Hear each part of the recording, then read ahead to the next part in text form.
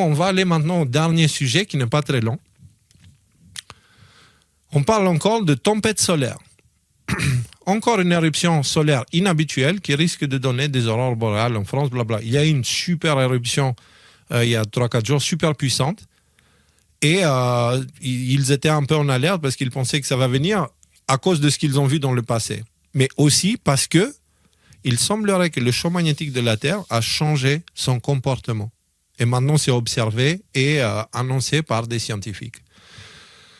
On a apparemment ce qu'on appelle, en mai 2024, on a eu des très grosses aurores boréales où il y a eu plusieurs éruptions solaires à différentes vitesses qui ont fini par arriver sur la Terre en même temps.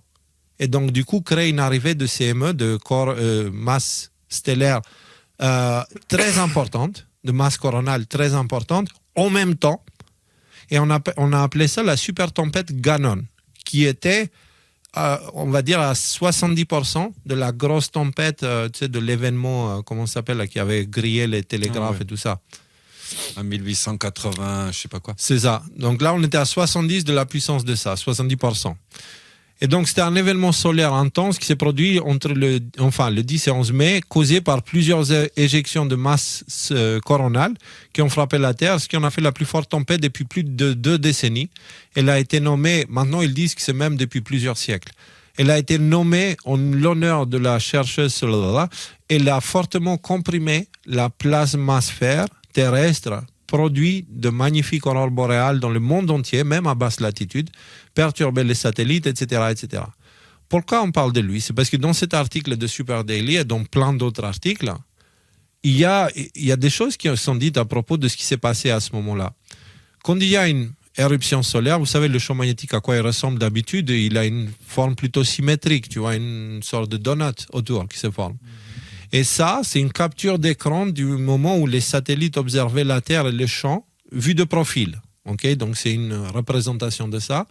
Et le champ magnétique de la Terre, il a été compressé devant, perdant 80% de sa puissance.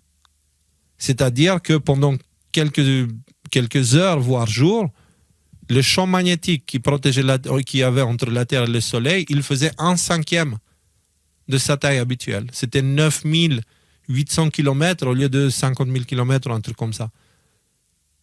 Et c'est des choses qui peuvent arriver, peut-être pas toujours à ce niveau-là, mais c'est des choses qui peuvent arriver à chaque fois que le Soleil pousse, qu'il y a de la masse coronale qui débarque. Mais en général, ce qui se passe, c'est que pouf, ça rebondit. Okay, ça revient très vite. Au bout de quelques heures, ça revient. Là, ça a mis plusieurs jours. Il y a eu une attitude très différente du champ magnétique qui protège la Terre. Okay? Donc, j'ai pris un extrait de cette vidéo qui en parle pour vous montrer. Donc, voilà ce qui s'est passé. Ça, c'est le champ tel qu'il était. Et là, pam, ça arrive. Et là, normalement, tu attends à ce que la récupération se fasse quand même assez vite. Normalement, ça rebondit presque direct. Et là, ça a mis très, très, très longtemps comparé à d'habitude. Et donc, ça montre qu'il y a des changements au niveau de l'attitude du champ magnétique de la Terre. Et dans tout ça, moi, je me rappelle toujours du post 570 de Q, où à un moment donné, il te parle de tuer la NASA et il te dit il y a un risque d'une EMP d'origine spatiale qui est helpless, face à laquelle on ne peut rien. Donc, risk of EMP. Une EMP, ça fait quoi? Ça désactive les satellites, ça tue tout ce qui est électronique. Oui? Electromagnétical pulse, je crois que ça veut dire. C'est ça. En fait, une éjection c'est un peu la même chose que ce qui arrive avec les éruptions solaires dans une échelle beaucoup plus grande.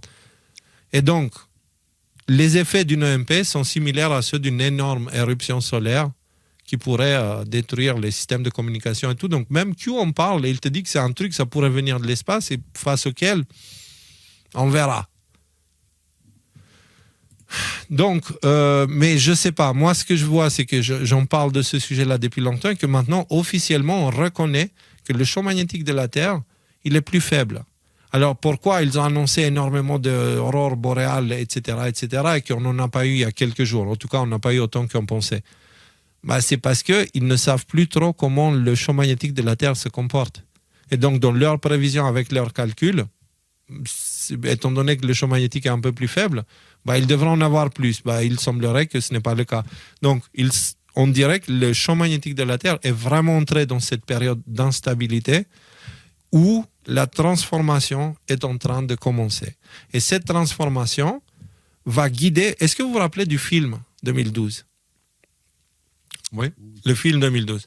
Concrètement, le scénario du film 2012, c'est ça. C'est-à-dire, c'est une suractivité solaire qui provoque une stimulation au cœur de la Terre, qui provoque un changement de pôle magnétique. Ce changement fait que les plaques dessus, machin. C'est comme le jour d'après, où le changement climatique s'est fait en un jour, tu vois, dans le film Le jour d'après. C'est le même réalisateur qui a fait aussi 2012. Et donc, pour lui, tous les désastres qui sont censés venir, lui, il les a mis dans la même journée. Alors qu'en réalité, il y aura des grosses modifications géologiques, voire même l'axe de rotation de la Terre qui va changer, et vous verrez plus le Soleil se lever au même endroit. Et ça, dans quelques décennies, je vous parle. Je vous parle pas dans... Et donc, il y a des événements massifs. Et dans des cas de grands changements comme ça, les animaux, eux, ils ont l'intuition. Vous savez, les animaux, ils peuvent pressentir les tremblements de terre, les tempêtes, les choses. Ils pressentent, ok ?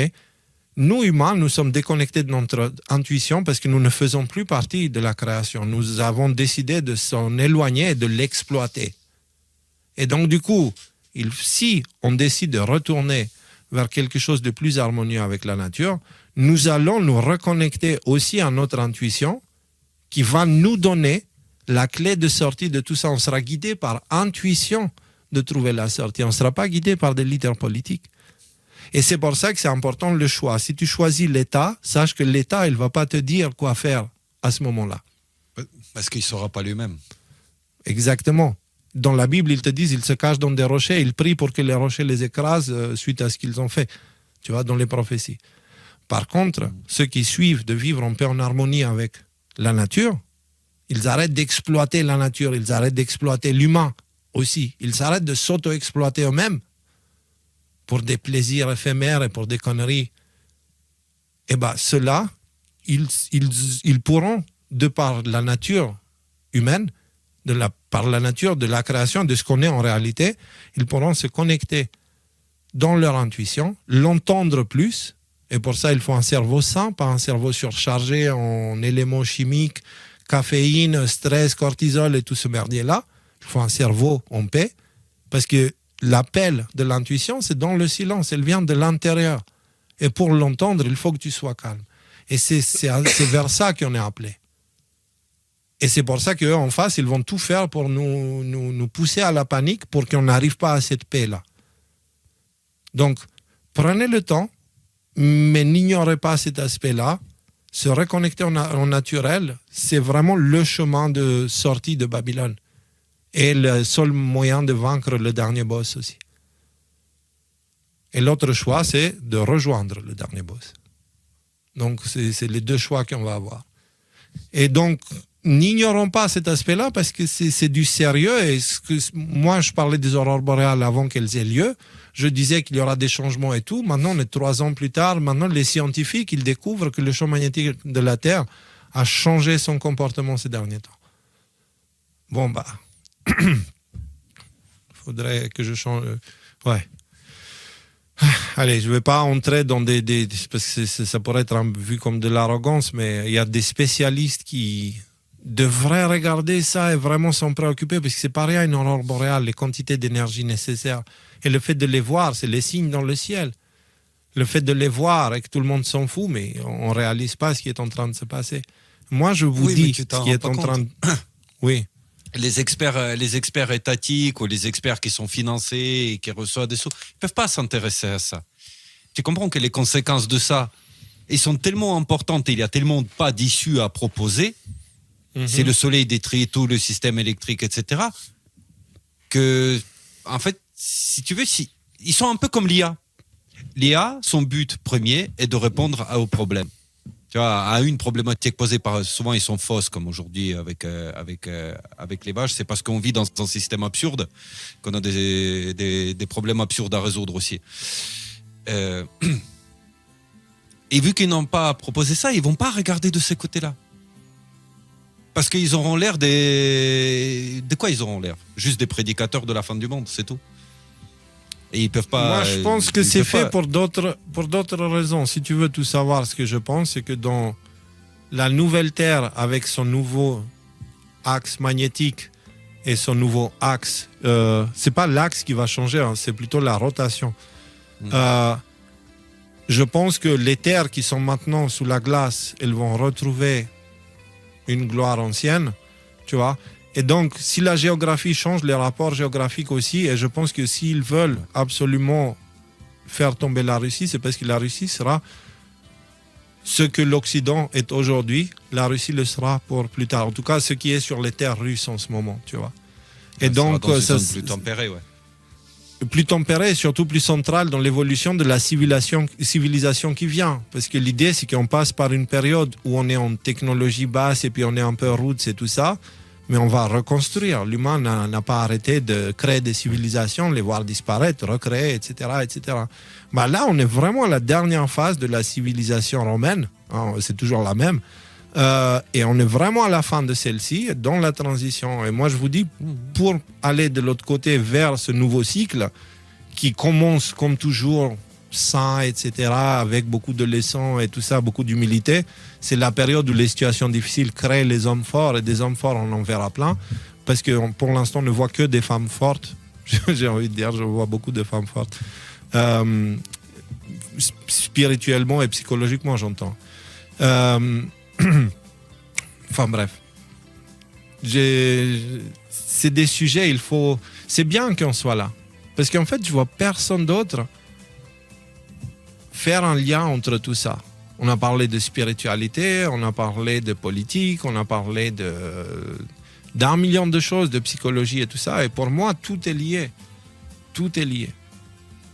donc bref, allez, je vois que c'est l'heure de terminer là. Non, j'ai l'impression. J'entends parfaitement ce que tu dis. Hein. J'entends parfaitement. Parce que t'as un bon casque, c'est pour ça. Hein, c'est exactement. Voilà. Non, moi j'ai envie de dire, tu sais, réjouissons-nous.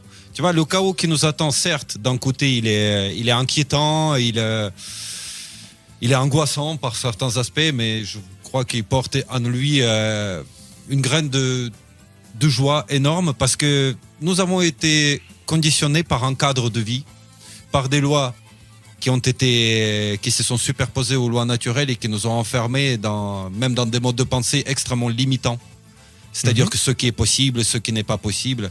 Et si par intervention aussi bien et extérieure, celle du soleil, on arrive à se défaire de ces cadres-là, bah on verra juste une nouvelle façon d'aborder la vie. La vie ensemble, la vie avec la nature. Donc, pour moi, je n'y vois vraiment beaucoup de raisons de se réjouir. Vraiment beaucoup. Bah, moi aussi, parce que c'est... Qu'on le veuille ou non, il faut que ça finisse quand même, ce bordel qu'on a créé en tant qu'humanité. Il faut qu'on revienne vers quelque chose de plus réel. Qu'on sorte des illusions de on croit qu'on est ci, on croit qu'on est ça. On est juste une partie de la nature, et si on n'est pas capable de vivre avec, elle va nous éjecter. Ce qui est en train de se passer, donc. Mais bon, tiens Thierry, rends-moi un service. Mets Rudy en grand plan. Ah non, reste comme t'étais Rudy, reste comme t'étais. Voilà. Et maintenant, partage l'écran Thierry. Le même. le même. Donc, pour éviter d'avoir Rudy qui dépasse ses heures de sommeil, on va fermer l'émission. Je vous dis vraiment un grand merci. J'espère qu'on se reverra, qu'on se verra demain. On se reverra clairement vendredi prochain pour le live le plus important de l'histoire de l'humanité, comme a dit tout à l'heure Nikolai. Donc, normalement, les gars, vous êtes tous là la semaine prochaine, le 19. Ouais. Voilà, donc le prochain live, tout est bon, et puis on va essayer de vous gérer quelque chose pour Noël aussi, parce que ils ont essayé d'attaquer Noël. Apparemment, Noël, c'est c'est nazi, je l'ai vu. C'est nazi. Ouais, j'ai vu ça. France Info, ils ont publié ça, et d'autres médias ont repris, d'ailleurs, c'était rigolo. J'ai cru voir que d'autres l'avaient fait. Bref, ils ont retiré ça n'a pas marché. Ouais. Bah, c'est là où tu vois que c'est des commandes. Comment ça se fait que deux journaux qui n'ont rien à voir entre eux, ils écrivent sur le même sujet de la même façon, pour dire que c'est pour ça Noël, qu'on a rigolé. nazi. Ouais. C'est pour ça qu'on a rigolé comme ça. Pourtant, on peut aborder un sujet ultra sérieux, mais le contenu de leur truc, c'est tellement absurde. Tu sais, l'humour Ouais. par absurde. Voilà. C'est normal Ouais. que ça nous fasse partir en sourire. Ah non, Ouais, mais c'est les oui, marchés pardon. de Noël qui étaient nazis. Oui, c'était ça. C'était les marchés de Noël. Ouais. Bon, bref. Mais du coup, en gros, c'est la même chose, quoi. ok. Alors, du coup, les amis, bah, si vous voulez dire un bonne nuit, comme ça, je prends le dernier mot et on ferme les festivités. Réjouissons-nous, prenez soin chacun de vous, de votre famille, de votre entourage proche, et on se retrouve vendredi avec grand plaisir. Oui, prenez soin de votre entourage, prenez aussi soin de vous, c'est important. Voilà, le stress, ça peut nous tuer lentement, mais il y a des moyens qui existent pour sortir de ça, et franchement, on se sent mieux après. Donc voilà, encore une pensée à nos amis agriculteurs. Sinon, toute la famille, je vous embrasse. À très bientôt, en tout cas à vendredi prochain. Et voilà, merci Léo, Nico, Thierry pour ce live, et puis à bientôt. Bye bye. Et moi, j'ai une pensée pour tous ceux qui souffrent des conséquences de cette transition, et j'espère vraiment que vous aurez les yeux de voir que vous n'êtes pas en train de souffrir d'une maladie ou de quelque chose. Voyez ça plutôt comme de l'exercice de l'exercice que vous faites pour vous renforcer afin que vous puissiez devenir pleinement capable de construire le nouveau monde. Parce que le nouveau monde, c'est nous qui allons le construire ensemble. Et il faut pour cela avoir les épaules. Et les épaules, elles sont en train de vous être données maintenant. Dieu vous donne des épaules pour porter le poids de l'humanité sur vos épaules maintenant avec ce que vous traversez. Essayez de garder ça en tête quand vous traversez des moments difficiles ou quand vous avez des confrontations injustes et des choses comme ça. Pensez que c'est de l'entraînement spirituel. Restez humble, restez dans la paix, et que les anges vous gardent. Merci pour tout, merci. Et je vous dis vendredi prochain pour le plus live de l'histoire. Le live le plus important de l'histoire. Voilà. Soyez tous bénis en paix.